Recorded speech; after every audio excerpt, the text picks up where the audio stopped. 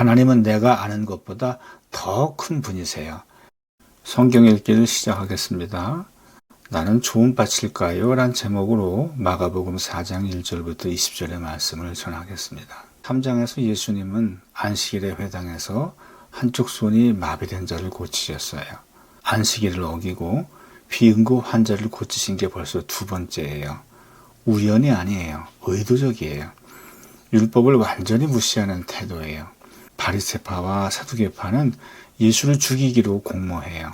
한편 예수님의 친족들은 예수가 미쳤다는 소문을 듣고 붙잡으러 왔어요. 소문에 의하면 예수가 병을 고치고 귀신을 쫓아내고 제자를 택했고 말씀을 가르친다는데 그의 모든 말과 행동이 반율법적이에요. 이대로 놔두면 종교 지도자들에게 붙잡혀 죽을 게 뻔해요.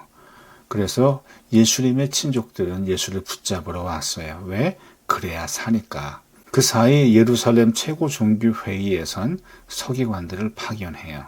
이들은 예수가 귀신과 한편이다란 거짓 소문을 퍼뜨려요. 예수가 미친놈이면 죽여봐야 의미 없죠. 하지만 귀신 들린 놈이면 마녀 사냥을 해서 죽여야 정치적 장악력을 더욱 강화할 수 있어요. 예루살렘 최고 종교회의는 예수를 마녀 사냥하기 위해 성경 박사들을 시골 갈릴리까지 급파했어요. 예수님은 그들의 악의적 거짓 선전에 크게 분노하시고 성령을 모독하는 자는 절대 용서받지 못한다고 말씀하셨어요. 예루살렘에서 파견된 종교인들의 선동으로 인해 마을엔 적대적인 분위기가 가득해요. 그래서 예수님은 마을을 떠나세요. 갈릴리 호숫가로 가셨고 사람들은 몰려들었어요. 여기서 처음으로 비유를 말씀하세요. 예수께서 다시 바닷가에서 가르치시니 큰 무리가 모여들거늘 예수께서 바다에 떠있는 배에 올라 앉으시고 온 무리는 바닷가 육지에 있더라. 예수님은 배를 강단 삼아 앉으셨고 사람들은 말씀을 듣기 위해 땅에 있었어요. 들으라, 씨를 뿌리는 자가 뿌리러 나가서. 들으라, 이 비유는 구약의 쉐마와 똑같은 형식을 취하고 있어요. 신명기 4장 1절로 샴에 들어라 하는 명령어로 시작해요. 첫 마디부터 예수님의 말씀은 유대인에게 쉐마를 연상시켜요. 그만큼 이 비유는 구약의 쉐마처럼 권위 있는 말씀이요, 가슴 속에 새겨야 할 중요한 말씀이란 뜻이에요. 베드로는 바로 이 점을 지적하고 있어요. 보라, 이 단어는 한글 성경에는 빠졌어요.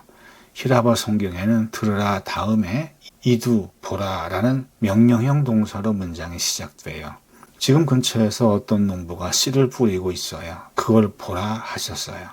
주변에서 벌어지고 있는 실제 사건에서 소재를 삼아 비유를 시작하세요. 뿌릴새 도로는 길가에 떨어짐에 새들이 와서 먹어버렸고, 첫째 길가 땅이에요. 새들이 와서 먹어버렸어요. 도로는 흙이 얕은 돌밭에 떨어짐에 흙이 깊지 아니하므로 곧 싹이 나오나 해가 돋은 후에 타서 뿌리가 없으므로 말랐고, 둘째는 돌밭이에요. 씨가 싹을 텄는데 금세 말라 죽었어요. 도로는 가시떨기에 떨어짐에 가시가 자라 기운을 막음으로 결실하지 못하였고, 셋째는 가시떨기 밭이에요.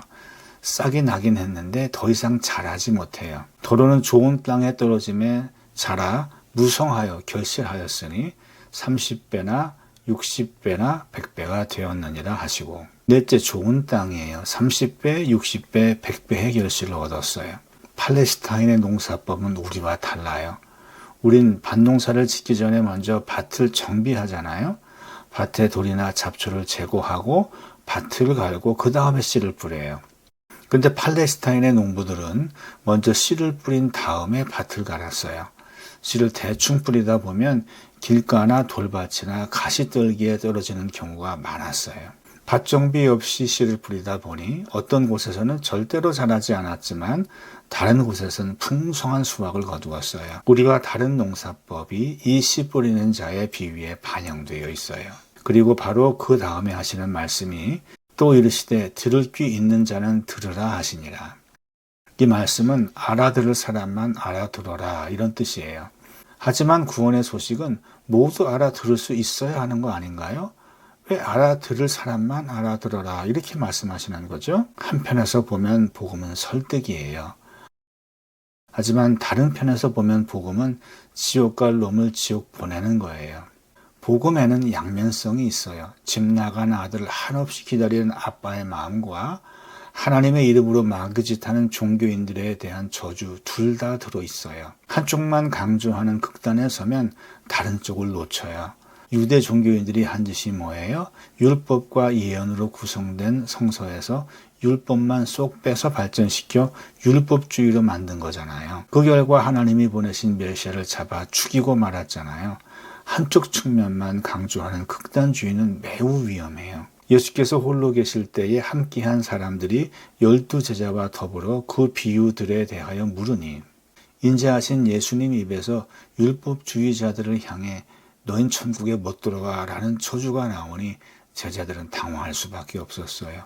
그래서 그 뜻을 물었어요. 이르시되 하나님 나라의 비밀을 너희에게는 주었으나 외인에게는 모든 것을 비유로 하나니 이는 그들로 보기는 보아도 알지 못하며 듣기는 들어도 깨닫지 못하게 하여 돌이켜 죄 사함을 얻지 못하게 하려 함이라 하시고, 예수님은 비유를 하나님 나라의 비밀이라 정의하셨어요. 비밀은 요만 알아야 돼요. 외부 사람들이 절대 알아서는 안 돼요. 하지만 천국 가는 말씀이 왜 비밀이죠? 하나님의 구원 프로젝트는 모두를 위한 거 아닌가요? 왜 하나님은 너희와 외인을 구분하시는 거죠? 예수님은 모두를 위한 구원자 아닌가요? 이건 역설적 표현이에요. 문자적으로는 율법주의자들을 절대 천국에 못 들어가게 하시려고 비밀에 붙이셨다는 뜻이에요. 하지만 내용적으로는 저들은 완악해서 제 발로 천국 가는 말씀을 걷어찼다라는 뜻이에요. 완악은 우상 숭배와 같아요. 예수님이 못 알아듣게 만드신 게 아니라 저들이 귀를 닫아버렸어요. 그래서 무슨 말을 해도 소용이 없어요. 이걸 역설적으로 표현하시는 거예요. 참 잘했다가 칭찬이 아닌 것처럼. 또 이르시되 너희가 이 비유를 알지 못할진데 어떻게 모든 비유를 알겠느냐. 이것도 못 알아들으면 어떡하냐. 이런 뜻이에요. 뿌리는 자는 말씀을 뿌리는 것이라. 씨는 말씀이에요. 씨 뿌리는 자는 말씀을 뿌린 거예요.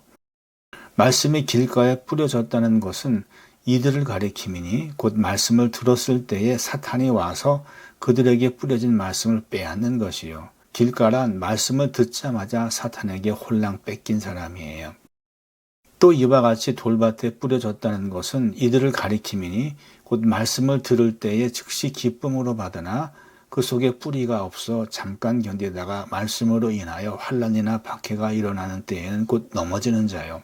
돌밭이란 말씀의 뿌리가 깊지 못해 환난이 오면 무너진 사람이에요. 또 어떤 이는 가시떨기에 뿌려진 자니 이들은 말씀을 듣기는 하되 세상의 염려와 재물의 유혹과 기타 욕심이 들어와 말씀을 막아 결실하지 못하게 되는 자요. 가시떨기 밭은 욕심 때문에 말씀의 성장이 막힌 사람이에요.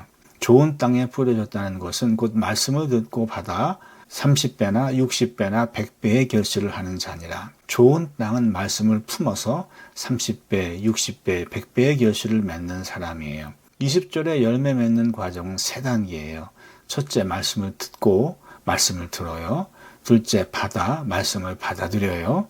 셋째, 결실을 하는 열매 맺어요. 말씀을 듣고 받아들이는 건 우리 몫이에요. 열매 맺는 건 그분이 하세요. 즉 말씀을 아멘으로 받으면 열매 맺는 건 자동이에요. 우리가 하나님의 일을 하다 보면 이게 과연 될까 하는 의심이 들 때가 있어요. 열심히 하다가도 상황이 나빠지면 좌절하기도 해요. 하지만 좋은 밭에 심겨진 씨앗은 반드시 열매 맺어요. 말씀이 열매 맺는 걸 누구도 막을 수 없어요. 하나님 나라는 반드시 되게 되어 있어요. 지금 마가복음 4장의 상황은 종교인들의 강력한 방해로 예수님이 더 이상 회당에서 가르치시지 못하고 야외에서 말씀을 전하실 수밖에 없는 상황이에요. 이때 제자들은 예수님이 실패하고 있다고 느끼고 낙담했을지도 몰라요. 하지만 2000년 후의 결말을 아는 우린 어때요? 말씀은 뿌려졌고 주님의 말씀은 수많은 영혼을 구원으로 인도하고 있어요. 나는 좋은 밭일까요? 좋은 질문이에요. 하지만 걱정하지 마세요. 하나님은 내가 아는 것보다 더 큰 분이세요. 마음을 하나님께 맡기세요. 풍성히 열매 맺게 하실 것입니다.